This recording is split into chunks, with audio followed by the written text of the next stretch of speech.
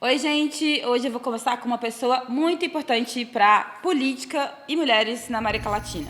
Ela foi senadora, ela foi presidente da Câmara de Senadores, ela foi deputada, ela foi presidente da Câmara de Deputados, ela foi ministra e foi presidente interino por 2 vezes. Estou falando de Gabriela Monteiro. Querida Gabriela, tudo bem, Cuando yo entré la primera vez a la Cámara de Senadores, era un espacio que físicamente no estaba adecuado para las mujeres, no teníamos baños exclusivos de mujeres, cuestiones básicas, pero también otro tipo de cuestiones que tienen que ver con el cuidado de hijos e hijas que muchas veces llevamos con nosotras las mujeres. Se necesita adaptar el espacio no solamente físicamente, sino también en términos de la funcionalidad del día a día, de lo cotidiano. Yo creo que profundamente en que si hay un 50% de mujeres y un 50% de hombres en un espacio legislativo, cambia la naturaleza misma del espacio. Porque además las mujeres, cuando somos legisladoras, en general intentamos legislar en cosas que tienen que ver con la vida cotidiana de la gente. Y definitivamente discutimos de otra manera, debatimos de otra manera, lo cual no quiere decir que solo por el hecho de ser mujer ya estás portando una agenda que tenga que ver con los derechos de las mujeres. Hay mujeres que participan en los espacios legislativos que no están comprometidas con la agenda de los derechos de las mujeres.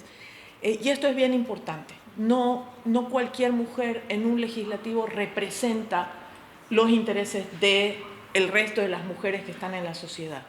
Y eso hay que saberlo. Y para mí otra cosa que es muy importante es que una mujer que llega a un espacio legislativo pueda mantener un vínculo con la sociedad civil, con las personas que la eligieron. Porque una mujer sola, aunque lleve una agenda, pero no tiene un respaldo en la gente por fuera del escenario legislativo, la hace más débil.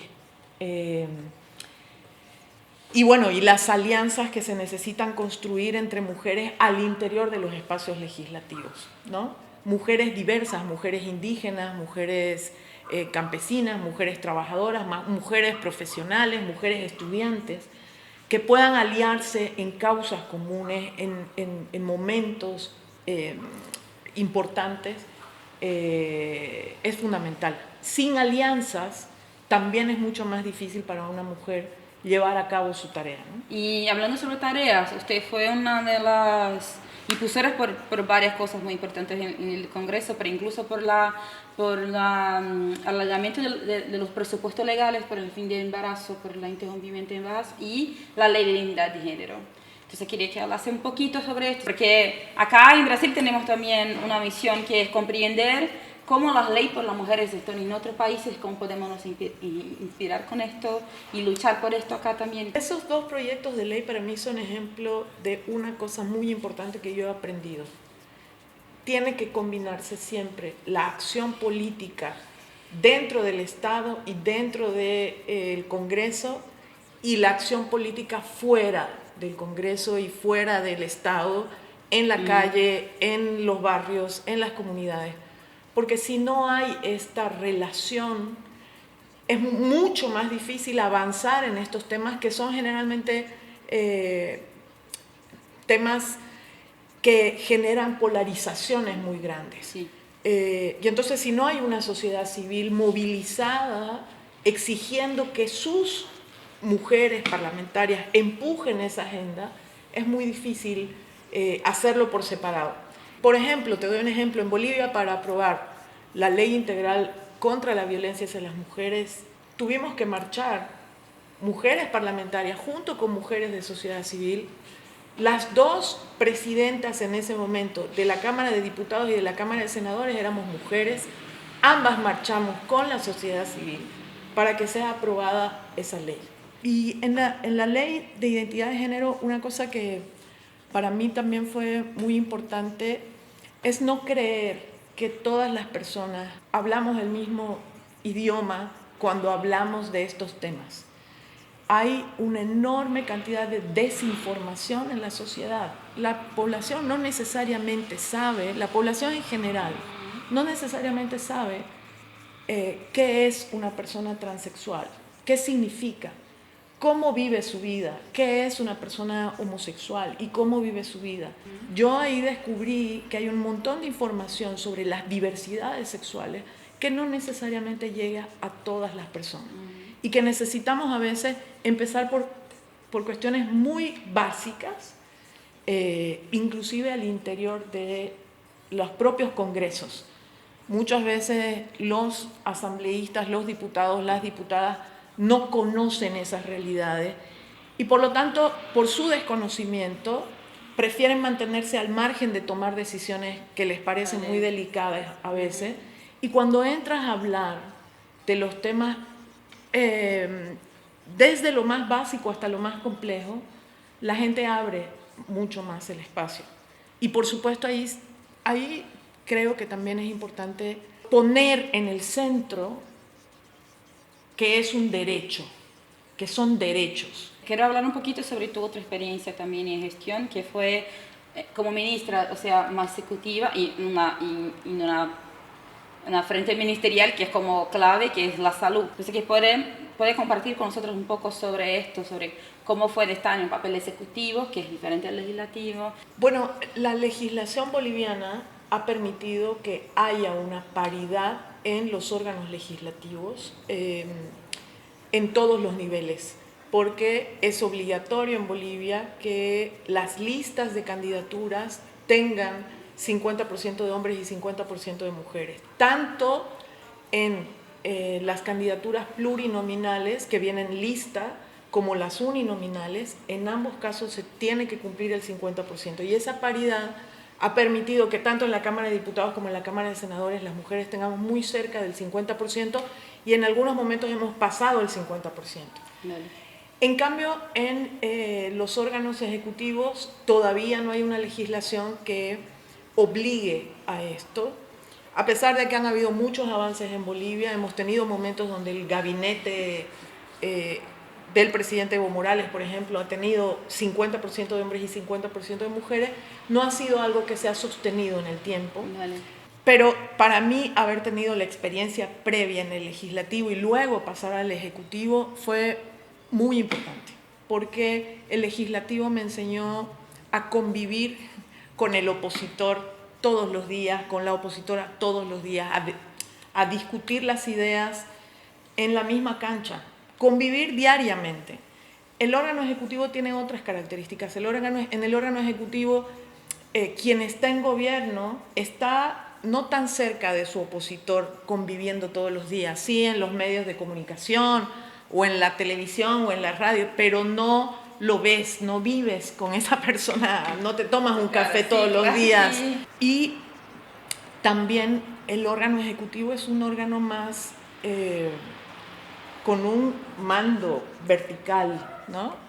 Con una estructura más vertical.